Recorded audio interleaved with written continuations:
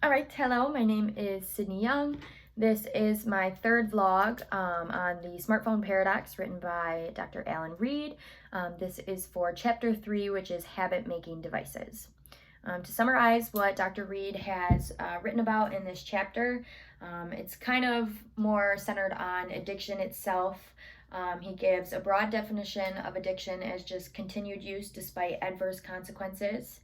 And he kind of defines that the severity of the addiction is kind of determined based on how it affects that person's daily life, how it affects their social interactions with other people, and just, how much it really changes their lifestyle.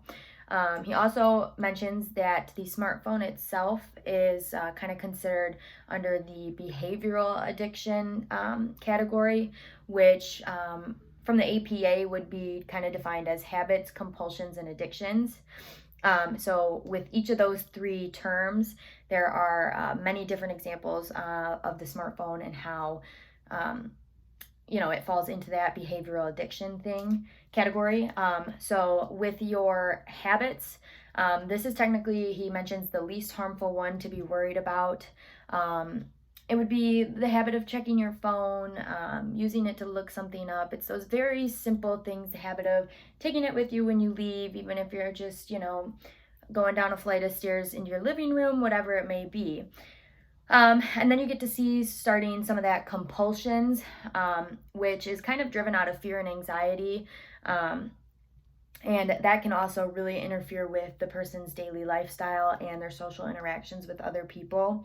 So this is when, you're constantly checking the phone because you're worried you're going to miss a notification, or, you know that you're getting an important email coming up and you have to be checking it to make sure that email comes through. It's got your anxiety going, and, the fear of missing the email, not responding fast enough, whatever it may be. And then you do get to see, then it turns into addiction, and he goes on a lot about all the different aspects of addiction that we see based on our smartphone dependency. But there are a lot of mentions throughout this chapter of Dr. Reed's personal experiments that he ran and his surveys that he did on people, because this chapter has an important focus on self-surveys and trying to figure out how people feel about their smartphone addiction. Do they think they're addicted? And trying to collect that data and information to really see where the population stands. So he gave a lot of information about if people actually believe they're addicted or not. There's a low percentage of people that actually owned up to that.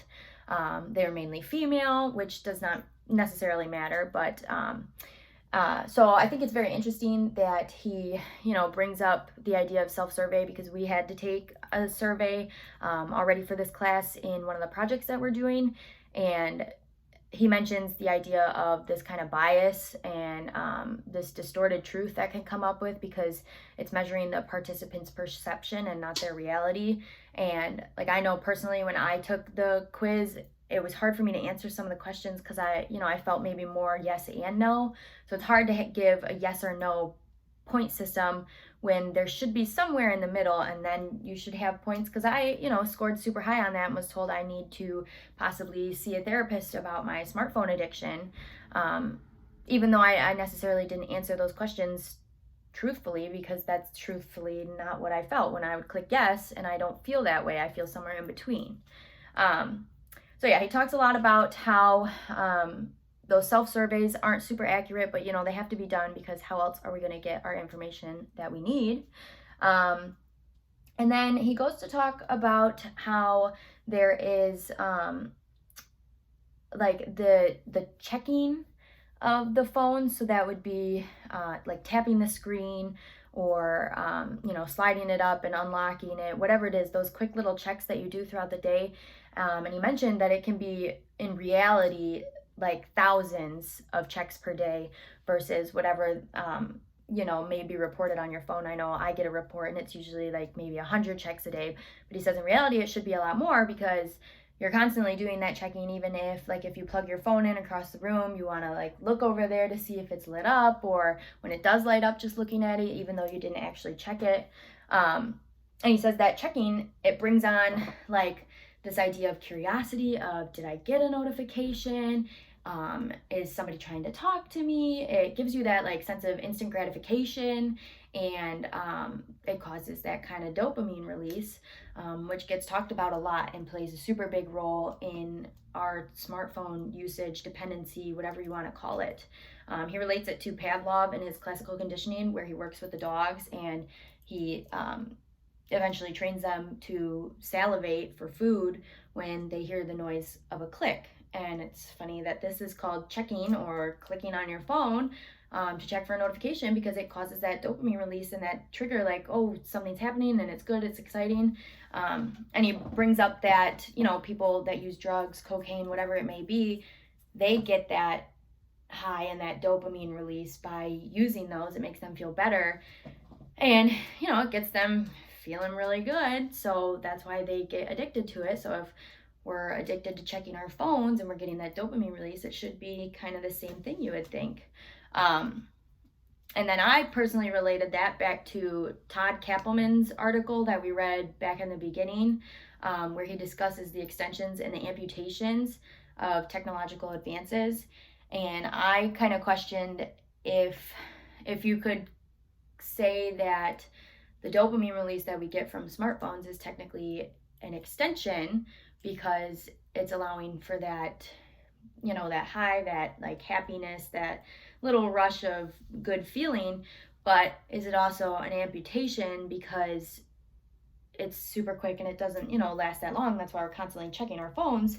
But is it an amputation also for the people that are maybe clinically depressed, and so they're getting this quick dopamine release, but it's not actually being beneficial in any way overall, because it's not going to, develop further than that little bit, and it could end up causing more problems in the end. So that's what I was curious about, just if you could technically consider it that, qualify it as an extension or an amputation. Most likely probably an amputation, but if you think on the other spectrum, I believe it kind of made sense. And then lastly, he goes in to talk about how there's like actual medical problems that can come from using phones as well. And that's a serious problem. There's this thing called the text neck he mentions. We see problems with the spine. You get to see carpal tunnel syndrome, vision problems.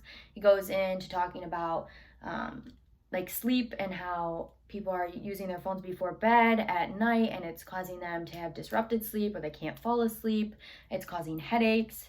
And I know personally, when we went online for the first time back in 2020, and I was consistently on my phone, on my laptop for like 8 hours a day, and then when I was done doing my homework, I would sit on my phone because I hadn't stopped to take a minute for myself, and my phone was my minute for myself, and I was on a screen all the time.